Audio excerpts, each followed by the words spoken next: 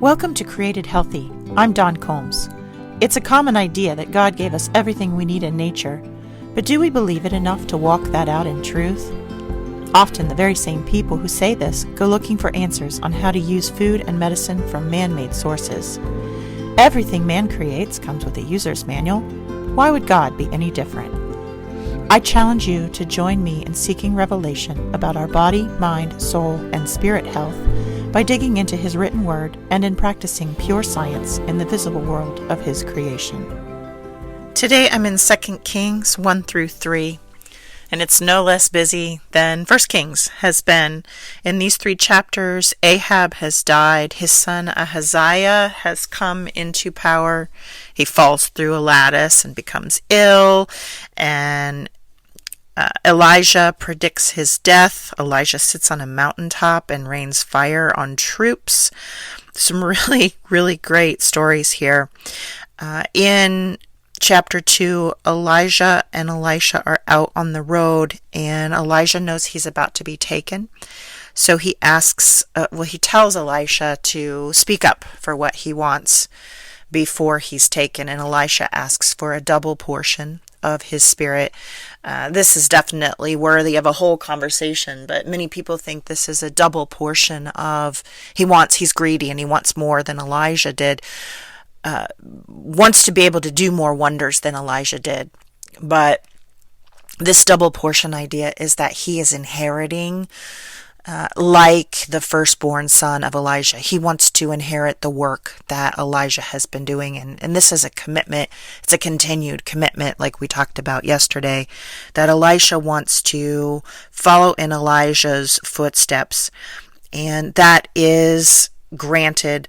Elisha does go on to actually, in effect, do twice of what the miracles that Elijah did.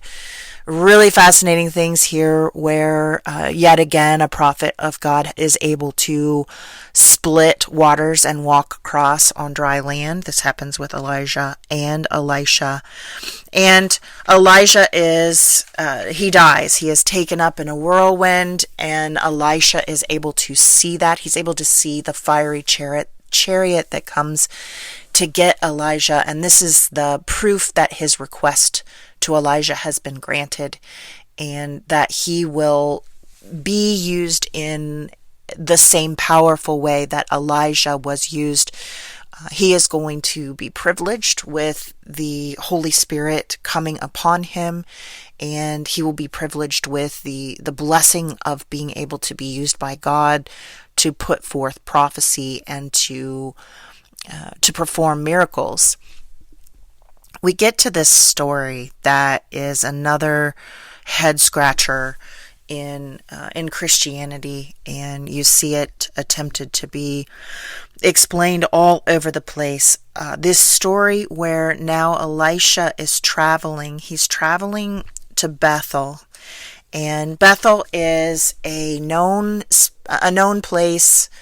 Maybe not as bad as Sodom and Gomorrah, but it is known to be a place that is filled with people that are worshiping other gods. They have turned away from the one true God of Israel, and they are actively profaning and speaking out against the existence of God. And there is this moment on the road as Elisha is traveling that it talks about these quote-unquote young boys who come out and taunt him.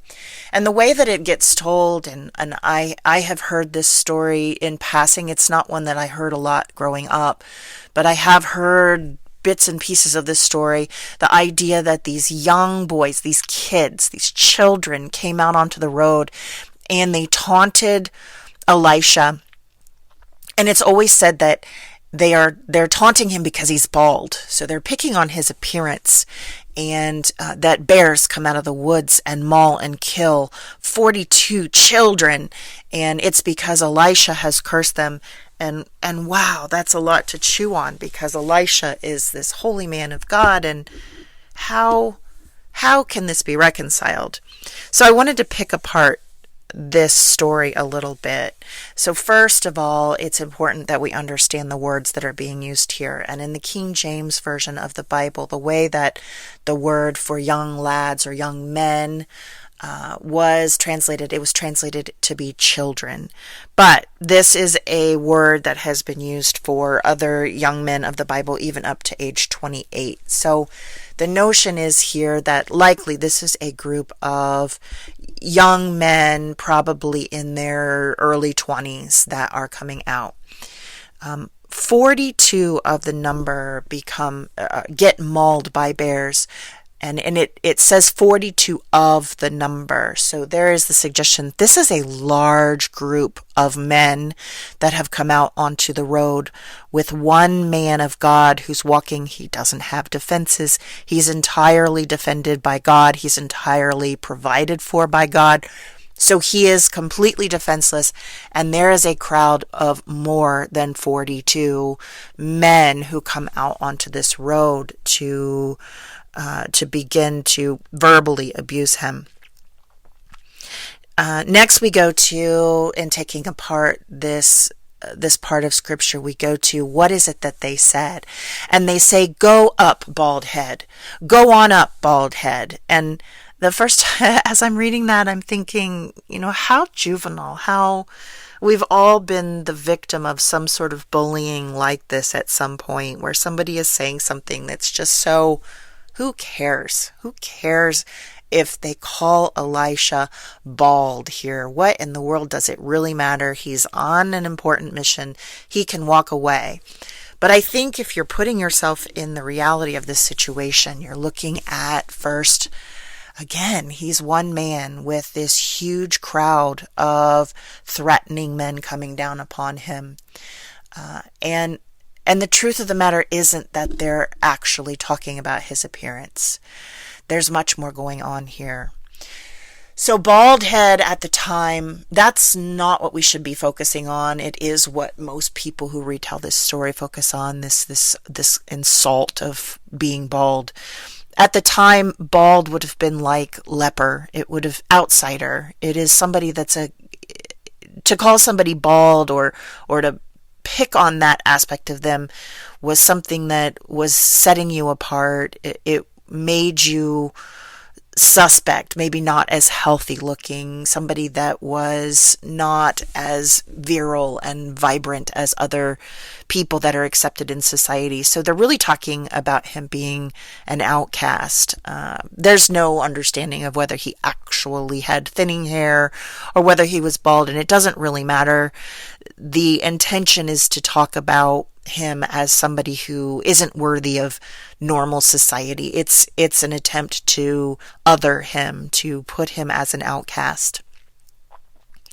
The more important part of the insult here is go up, go on up, bald head. They are not mocking Elisha. They're not making fun of his looks. They aren't picking on him. They are mocking God here. Because Elisha has been going around since he watched his mentor and his teacher be taken up in a chariot before him. This story has gone out. It's gone out by the witnesses of those who saw Elisha part the Jordan and walk over to him. There was a group of prophets there that saw him do that miracle right after he watched Elijah be taken up.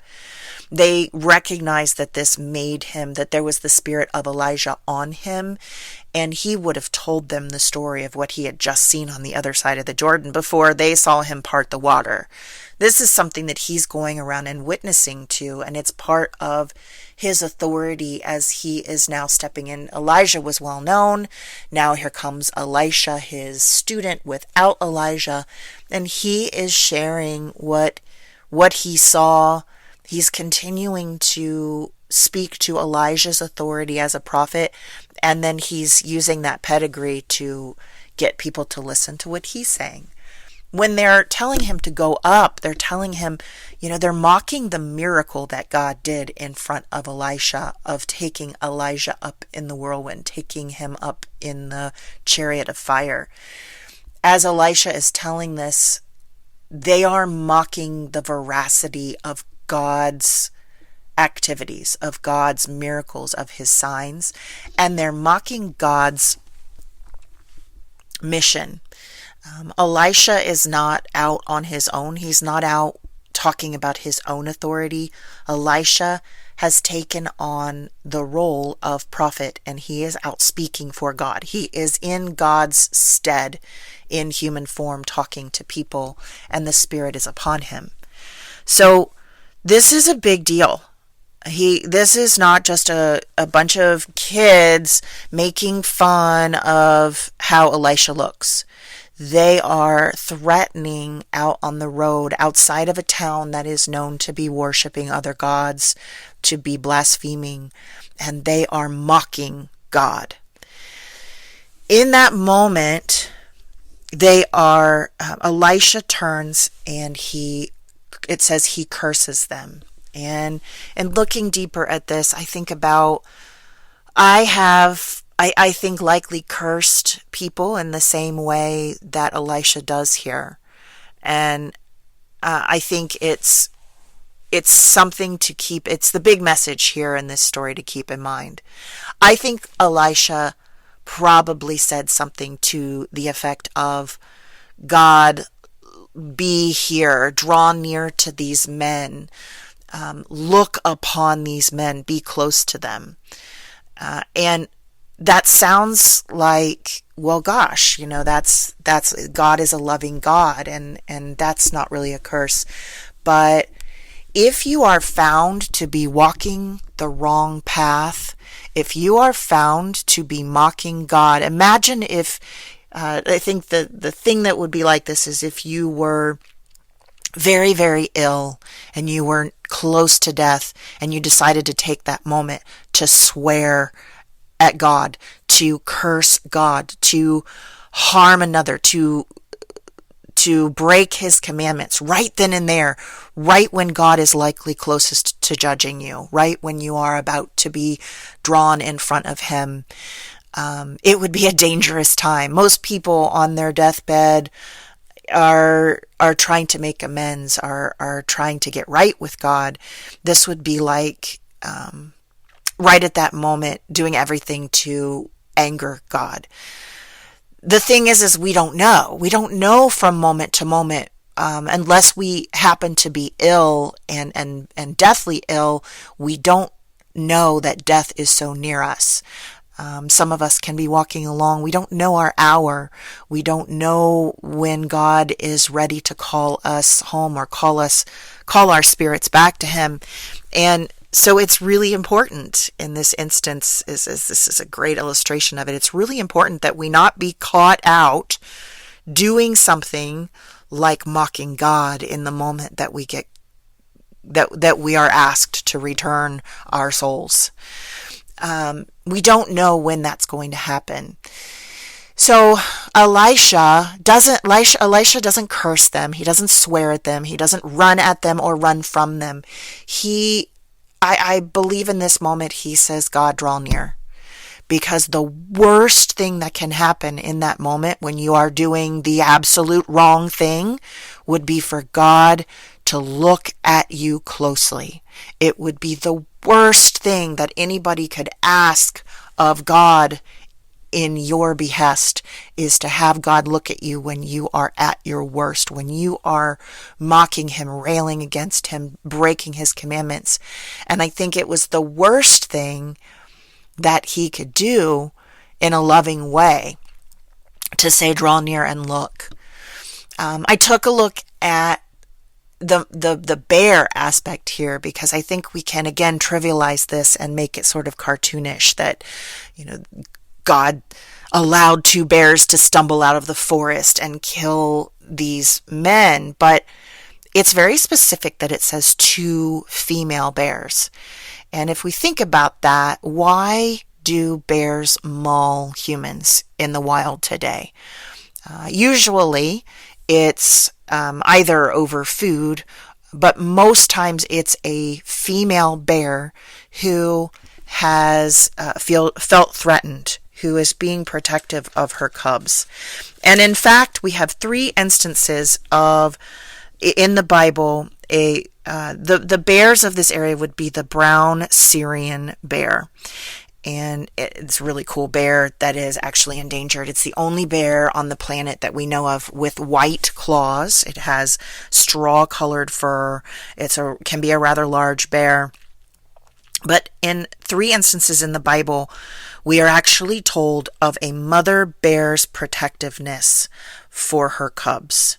So in 2 Samuel 17:8, Hosea 13:8, and Proverbs 17:12 tells us of this protectiveness. This is something that is known, that mother bears are very protective against their cubs. And I don't think it's an accident that this is what God does in this moment. His cub is being threatened. And this man, Elisha, is not just somebody that has earned his protection. This man is somebody that is carrying out his will, that he needs to accomplish his ends. He does not want him threatened or endangered or harmed because he has plans for Elisha. He is using Elisha. Elisha is his tool. These mother bears come out of the woods and maul these men. And we know mother bears, and we're told in the Bible to know mother bears to be protective of their cubs. And to me, this is speaking of God protecting his chosen, like a parent, like a protective parent here. It is no mistake that these bears are used here. And it makes me think a lot about, we're set here in this world, and God is always reminding us to be on the right path.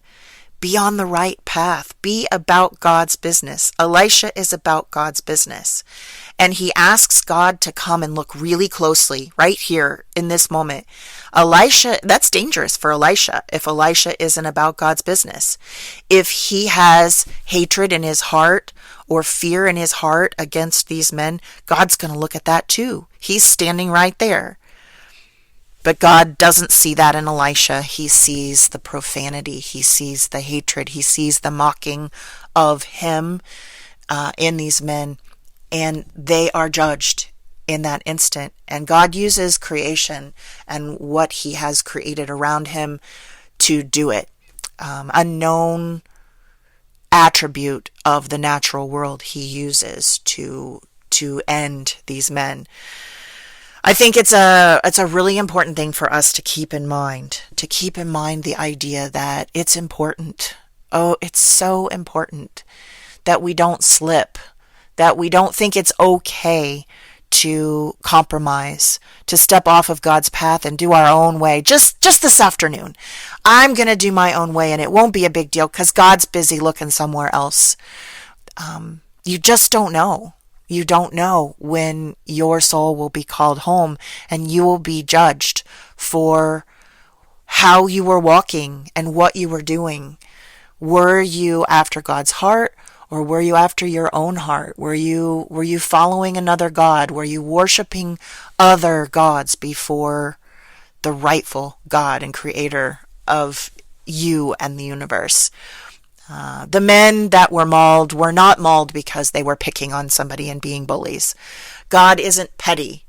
It's not an unjust moment where children are destroyed because they were doing something that they didn't know any better about.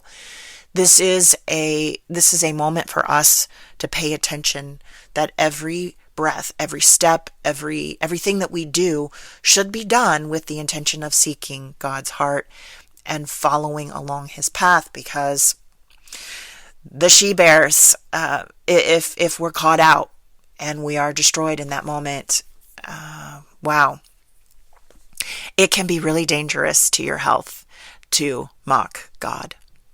I pray that God is blessing you today and encouraging you to read along with me in his word, and I hope to see you on another day.